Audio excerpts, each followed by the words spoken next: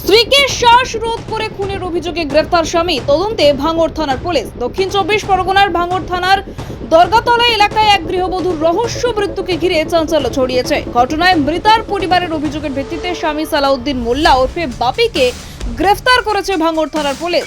সোমবার সকালে এই ঘটনাকে কেন্দ্র করে এলাকায় ব্যাপক উত্তেজনা তৈরি হয়। পুলিশ সূত্রে জানা গিয়েছে, মৃত গৃহবধূর নাম আসমা বিবি, বয়স 37।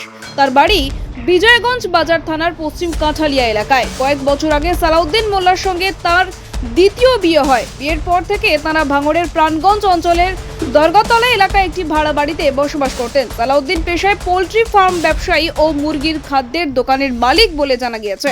স্থানীয় বাসিন্দা ও পুলিশ সূত্রে খবর, দীর্ঘদিন ধরেই স্বামী স্ত্রীর মধ্যেই পারিবারিক অশান্তি লেগেই থাকতো। প্রায়শই তাদের মধ্যে বচসা ও ঝামেলা হতো বলে অভিযোগ। সোমবার সকালে ফের দম্পতির মধ্যে বিবাদ বাধে। অভিযোগ, সেই সময় রাগের মাথায় সালাউদ্দিন তার স্ত্রী আসমা বিবিকে শ্বাসরোধ করে খুন করেন এবং পরে ঘটনাটিকে আত্মহত্যা বলে দেখানোর চেষ্টা করেন। ঘটনার খবর পেয়ে প্রতিবেশীরা ছুটে আসেন এবং বিষয়টি জানাজানি হতেই মৃতার বাপের বাড়ির লোকজন এলাকায় পৌঁছান।